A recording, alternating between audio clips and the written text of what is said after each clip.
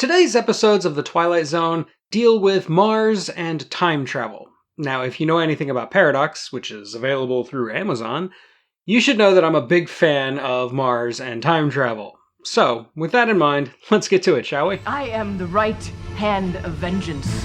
Intensify the probe. What about Buck? It is an area which we call the Twilight Zone.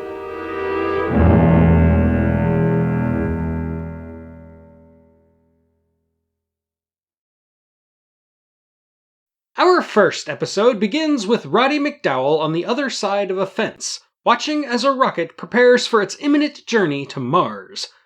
McDowall plays Sam Conrad, a scientist who is about to take flight in said rocket with the astronaut Markison. When Sam admits to being terrified of what they might find on the Red Planet, Markison assures him that if they find aliens there, they will be people, and people are alike all over. And that means they'll be good. Because, as we all know from the internet age, people are generally kind, generous, thoughtful, and considerate of each other in every way. Ow! I think I hurt my sarcasm muscle. Not long after, the rocket launches, and the two men crash on the surface of Mars. Sam survives the impact relatively unscathed, but Markison is badly injured. Markison wants to open the door and rely on the help of who or whatever might be outside, but Sam resists. When Markison asks why, Sam uses the same airtight, logical answer my son used to give me when he was a toddler. I don't want to open it. Why not? Because... They continue to argue, even getting into the age-old Hobbes versus Rousseau philosophical debate about whether people are inherently selfish or inherently noble. I went to college, but I actually learned all that from Lost. Until Sam wins by default when Markison decides to end the conversation by just dying, to which I'm sure many philosophy students can relate. The door then starts to open on its own, revealing a bunch of Logan's Run rejects on the other side.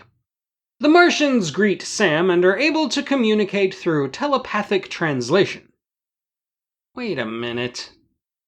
Don't trust her. She's really, really old. And that guy next door, isn't that Vic Perrin? You're in the wrong anthology series, Vic. Get back to that other show and fix the vertical on my television set already. They take Markison's body away and promise to show Sam their peaceful civilization after making some preparations. They leave him on the ship, even after Sam attempts to flirt with the woman who he learns is named Tina. The next morning, they come back and take him to a house they had built specifically for him, using his own memories. They continue to make promises about giving him a tour, but once again leave him on his own while they arrange things. On their way out, two of them share a surreptitious Arnold and Carl handshake, and Tina promises to see him again. You know, I'm starting to think there's something weird going on. With everyone gone, Sam gets to the business of socially acceptable substance abuse before noticing that his house has no windows and all the doors leading out have been locked from the outside. He starts losing it, and then rips down the drapes, revealing a retractable wall, where the Martians are all watching him like a zoo animal, which is basically what he has become. We then end the episode where we began, with Roddy McDowall behind bars. It's almost like he's in a cage. Get it? Because she was in it? Never mind. Alternative joke. Now you understand why he and Zero were so sympathetic to Taylor. This is a pretty good yarn that leans into the kind of social commentary and twist endings the entire show would eventually become famous for. It's a little weak in that the twist is painfully obvious, and it feels like it's pulling its punches a little bit. But it definitely feels like a template for not just more well-known episodes down the line, but also, as I just referenced, The Planet of the Apes, which Rod Serling did help write.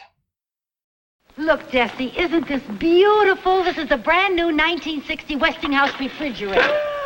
You broke it. Refrigerators don't open in the middle. Do something. Well, what happened? What happened? What's that? Announcing the revolutionary new 1960 Westinghouse refrigerator. Let's get out. Oh, yeah.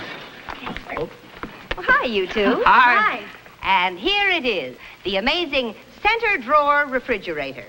A center drawer in a refrigerator? Ladies and gentlemen, please consider this your special invitation to go into your Westinghouse dealers tomorrow and see the revolutionary new exclusive Westinghouse center drawer refrigerator. You'll discover that this refrigerator was designed and built to fit your needs. Our second episode begins in the Old West, at what Rod Serling sardonically calls a necktie party.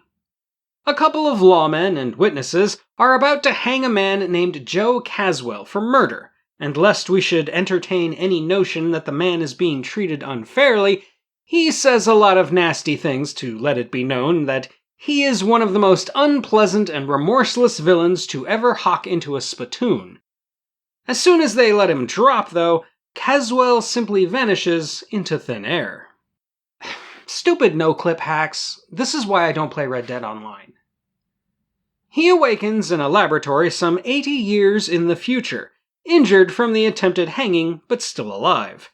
The professor, apparently oblivious about what kind of man Joe is, explained that he's pulled him through time, that Joe is, as far as the professor knows, the first man to make such a journey. He then shows off his time machine, which, surprisingly, the professor didn't make out of coconuts and bamboo. Later, the professor is dictating notes on a handheld, revealing that Joe has lied about who he is, but also that the professor isn't a total idiot, strongly suspecting the truth. Joe, who was resting, emerges, marvels over a handheld lighter, and then asks to see the world outside. The professor pulls back the curtain, which was apparently thick enough to block out the sounds of bustling New York. This is one of the things I love about this episode. Joe reacts viscerally to the noise and the chaos, having a panic attack almost immediately.